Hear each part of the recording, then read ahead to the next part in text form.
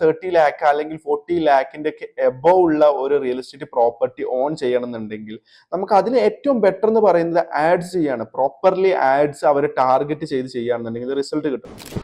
അപ്പൊ റീസെന്റ് എനിക്ക് വന്ന ഒരു എൻക്വയറിയുടെ ഒരു അനുഭവമാണ് ഞാൻ പറയുന്നത്. ഒരു ബ്രാൻഡ്, ഒരു റിയൽ എസ്റ്റേറ്റ് അല്ലെങ്കിൽ പ്ലോട്ട്സ്, ഈ വക സംഭവങ്ങളൊക്കെ സെല് ചെയ്യുന്ന അല്ലെങ്കിൽ അതിന് ലീഡ്സ് ജനറേറ്റ് ചെയ്യാവുന്ന ഒരു എൻക്വയറിയാണ് എനിക്ക് വന്നത്. സോ ഞാൻ ചോദിച്ചു, നിങ്ങൾ റീസെന്റ് എന്തെങ്കിലും ക്യാമ്പയിൻ ചെയ്തിരുന്നു? അപ്പൊ അവർ പറഞ്ഞിട്ടുണ്ടായിരുന്നു ക്യാമ്പയിൻ ചെയ്തിട്ടുണ്ടായിരുന്നു എന്നുള്ളത്.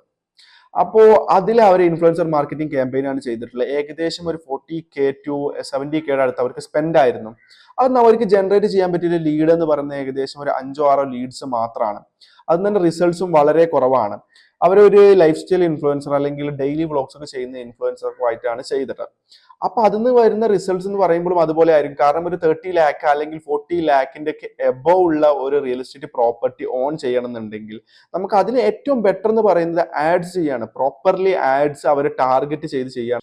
ഇൻഫ്ലുവൻസർ മാർക്കറ്റിംഗ് നല്ലതല്ല, അത് പ്രോപ്പറായിട്ട് ചെയ്യുകയാണെങ്കിൽ നല്ല റിസൾട്ട്സ് കിട്ടും.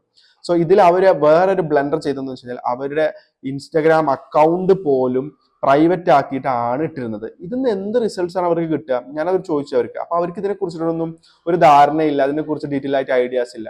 പലപ്പോഴും ഇങ്ങനെയൊന്നും അറിയാതെ ബ്രാൻഡുകൾ ഡിജിറ്റൽ മാർക്കറ്റിംഗ് സ്റ്റാർട്ട് ചെയ്യുമ്പോൾ എല്ലാവരും ചെയ്യുന്നതാണ് ഇൻഫ്ലുവൻസർ മാർക്കറ്റിംഗ്. അപ്പൊ നമുക്കത് ചെയ്തു നോക്കാന്ന് കരുതിയിട്ട് വന്നിട്ട് ഇത് ഡിജിറ്റൽ മാർക്കറ്റിംഗ് റിസൾട്ട് ഇല്ല എന്നൊക്കെ പറഞ്ഞ് പോകുന്നതായിട്ട് ഒരുപാട് കണ്ടിട്ടുണ്ട്.